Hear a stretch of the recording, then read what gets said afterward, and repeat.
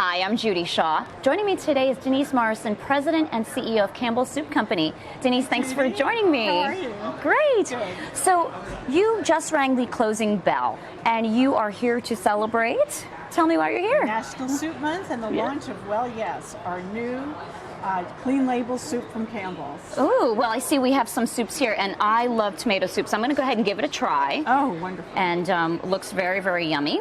Yeah, Well Yes is made with nutritious, delicious, recognizable ingredients. It's clean label, and we're very excited about it. Oh, wow. Well, it's very delicious. Good. I'm going to finish that later. But let's start off. So you have been President and CEO of Campbell Soup Company for 6 years now. Yes. How has the company changed since you've taken over? Yeah, the company's on a change journey, and we had challenges in 2011 when I took over, but we have diversified the portfolio. We added 4 growth engines with Bolthouse Farms, Plum Organic Baby Food, Garden Fresh Gourmet, and the Kelsen Group.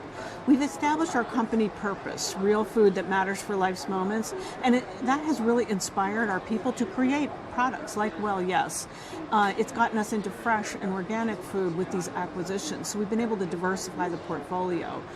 We've also divested some businesses that were underperforming and announced a cost savings program so we could save up to $300 million to reinvest back in our business. So we've been really energized at Campbell's, making lots of changes, and as the consumer changes, we'll continue to change with the consumer. Right, exactly. So talking about the consumer changing, there's been a focus now on eating healthy, well-being, and I know that's why you created this, but are there any other things that you're doing to, adapt and adjust to that? Yes. The consumer changes that we call the seismic shifts are about global economic realignment, where we see a shrinking middle class in the United States and a burgeoning middle class in emerging markets. There's been demographic shifts with 80 million baby boomers followed by 80 million millennials, both cohorts being really large populations. And underneath that has been a change in the American family with multiple segments, multicultural,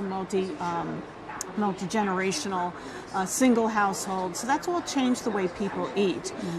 The consumer preferences for food and health and well-being has been a seismic shift. And then finally, digital and e-commerce is a major shift that's hitting the business world.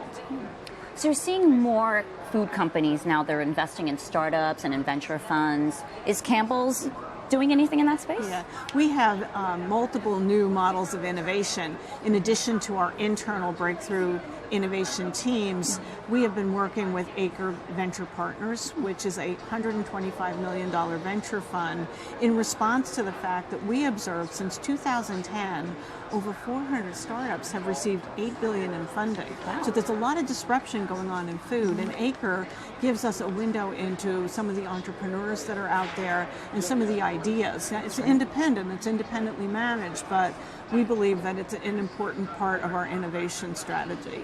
In addition, we support a new startup called Habit, which is about personalized nutrition at the intersection of food, technology, and health.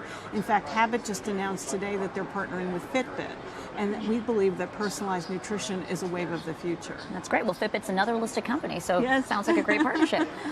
So I have to ask you, what's your favorite soup? My favorite soup is chicken noodle. Oh, yeah. I have to say I grew up with that, and I must agree, love that one. I grew up with it, and I still eat it. So one final question. You are the CEO of a publicly listed company. Yes. What advice do you give to other women who aspire to be the CEO of a company, publicly traded company? Well, to be CEO is quite an honor, especially of this wonderful company. But I believe the things that have made a difference for me is the creation of a personal mission, and also looking at the career as a strategic plan. So where have I been? Where am I now? What do I want to be, CEO, and how do I get there, and who can help me? And I think a lot of times women look at their career job to job instead of stepping back and looking at it as a building of experiences and skill sets to a final destination. So that would be my advice. That's great advice. And it's been fabulous talking to you. Thank you, Judy. And thank you for the delicious soup. Okay.